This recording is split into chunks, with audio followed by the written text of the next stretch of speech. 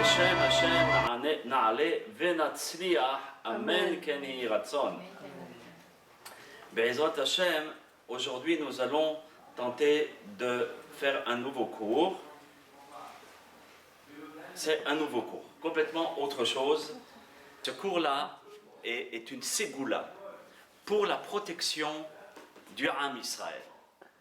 C'est un cours qui va donner la protection pour l'armée, pour nos soldats, pour les habitants d'Eretz HaKodesh, pour tous les juifs du Am Israël, n'importe quel endroit dans le monde. C'est un cours qui donne, c'est une ségoula pour créer comme une sorte de carapace, une sorte de protection, d'écran autour du Am Israël.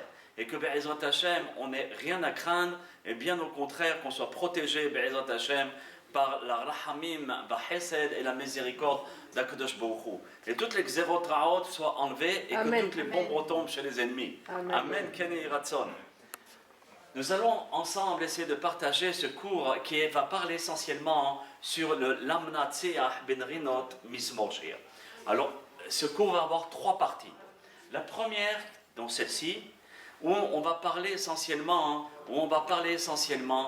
de l'importance de lire le Lamnatseach en forme de menorah. David Amelech a écrit dans le psaume 67 le Lamnatseach.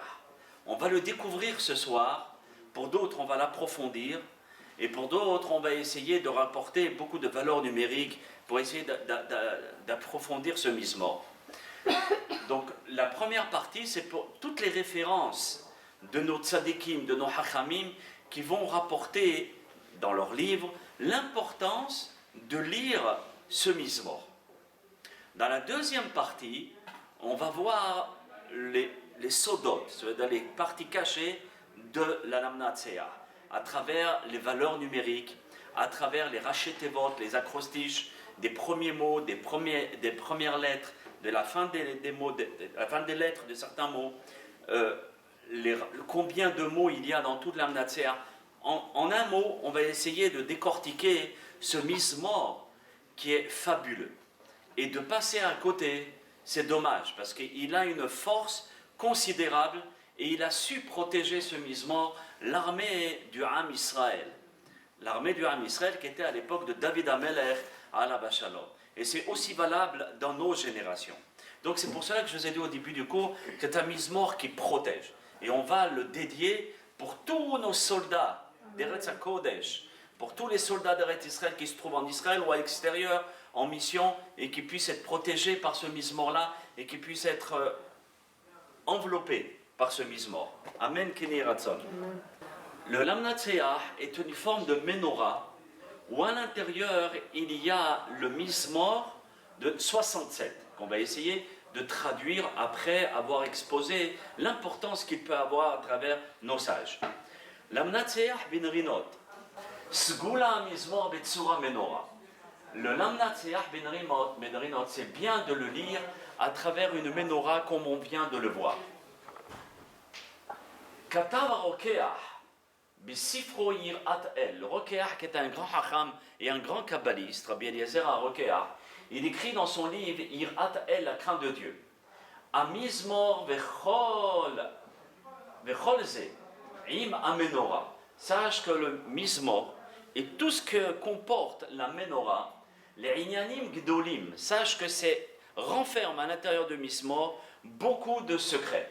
V'yeshvos gulot rabot, il y a beaucoup de protection à travers ce Mizmor. Yain sham ve'od. V'kedalekaman. B'shem ha'mekubalim katav. Il a écrit au nom des kabbalistes, ce rab, shekol mi shir'eh ze ha'mizmor bechol yom. Tout celui qui regarde ce Mizmor-là chaque jour, Ketsurat ha-menorah, comme la forme d'un chandelier, d'une menorah comme on a vu tout à l'heure. Yimtsa hen, il va trouver grâce, ve'sechel tov, et il va avoir la sagesse, une bonne sagesse, be'enei Elohim ve'adam, aux yeux de Dieu et des êtres humains. Ça veut dire là où il va aller, il va réussir. Et ça, c'est une grande clé, ce qu'on est en train d'étudier ce soir. Et s'il se trouve dessiné sur l'Arche Sainte, Yagen be'ad gzera ra'a le kahal. Ça protège contre les mauvais décrets pour tout le kahal. D'accord? Aïn Sham Vaol. On va regarder dans les livres pour approfondir. Le Lamnatseah Beshem Hachmenu Zal Katab. Shekol mi shemitpalel oto. Tout celui qui va lire ce Mizmor. Shemitpalel, c'est vraiment qui va se concentrer dans ce Mizmor-là. C'est un Mizmor ben Nora, avec le chandelier. Bechol yom, chaque jour, be'anet sahama au lever du soleil. Si on ne l'a pas fait au lever du soleil, au moins pendant la journée. Mais la plus grande force, c'est au lever du soleil. Lo yikre lo shum gzerara. Rien de mal lui arrivera pendant la journée. C'est une protection garantie par nos hachamim. Il sera considéré aux yeux du maître du monde comme s'il était en train d'allumer le chandelier dans le temple. Je vous donne un exemple. Pour Yom Kippour, Rosh Hashanah, on est en train de vendre une grande mitzvah qui s'appelle la Petihat HaEchal, l'ouverture de l'Arche Sainte, ou bien la Ne'ila, d'accord, ou bien monter à la Torah. N'importe quel argent on est prêt à donner pour pouvoir accomplir cette mitzvah. Il y a des gens qui achètent la Ne'ila à des prix exorbitants. Allumer la menorah, c'est encore des milliards d'années-lumière plus fort que tous ces mitzvot-là. Parce que les mitzvot qu'on achète pour Yom Kippour, ça s'appelle shivhi mitzvot. C'est-à-dire embellir la mitzvah. C'est rien que des embellissements. C'est-à-dire qu'allumer la menorah, qu'est-ce que tu provoques par là? Si tu es en train de faire une grande mitzvah, c'est pas shivhi mitzvah, c'est pas seulement essayer de rendre l'importance aux mitzvot. Tu fais une grande mitzvah, mais deuxièmement, tu allumes les sphirotes qu'on a étudiées dans les premiers cours. Toutes les sphirotes qui sont dans les hauteurs célestes, tu les éclaires. Et cette lumière-là, tu la fais répandre sur la planète Terre. Sachez que lorsque le Kohen Gadol, le grand prêtre, lorsqu'il allumait la menorah au Beth Amikdash, ce n'était pas seulement les Béné Israël qui en bénéficiaient. Même les nations bénéficiaient de cette lumière. Et lorsque le Talmud Yerushalmi nous rapporte que le Beth Amikdash a été détruit, je vous l'avais rapporté, que même les nations pleuraient en disant qu'est-ce que nous avons perdu. Nous aussi nous avons perdu la lumière. Cette lumière qui nous donnait la bénédiction, la bracha. Cette lumière nous permettait de savoir quand planter ou ne pas planter notre récolte, d'accord, les graines. Parce qu'il y a des années où il y a beaucoup de pluie, pas beaucoup de pluie, etc. Et selon cette lumière, ça les canalisait, ça les dirigeait pour savoir quand planter. Quand il y avait un problème ou bien un litige, cette lumière qui était allumée par le Kohen Gadol chaque jour, elle résorbait tous les litiges et les difficultés et les problèmes. Donc cette lumière, elle est extraordinaire. Où elle s'est cachée cette lumière? Hachamim nous disent, elle s'est cachée dans la Torah. La Torah en elle-même, c'est elle, la lumière des lumières, qui implique aussi la lumière du chandelier qui était allumé à l'époque du temple. Et cette même lumière, elle se trouve aussi dans les lumières de Hanouka. On va apprendre que celui qui allume aussi les lumières de Hanouka, il fait venir la lumière, cette fameuse lumière dont je vous ai parlé maintenant, sur terre. D'accord? Et on va voir tout à l'heure aussi certains points sur Hanouka. Donc allumer la menorah au Beth Amikdash, c'est pas n'importe quoi.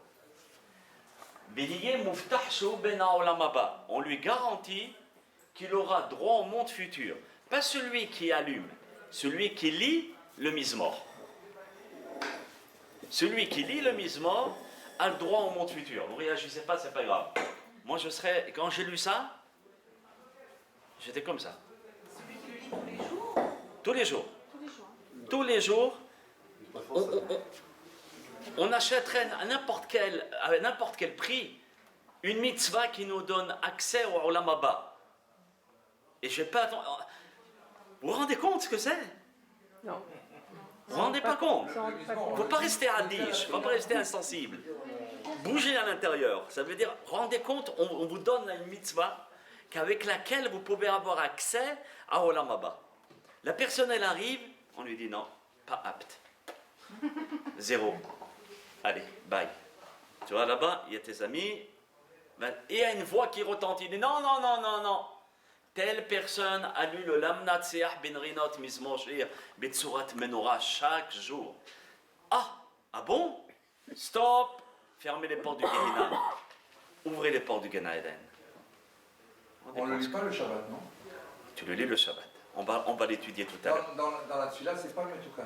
Mais on le lit le Shabbat. Tu m'as dit le Shabbat, est-ce qu'on le lit? Oui. Mais pas dans la Tfila. Après la Tfila. On va voir.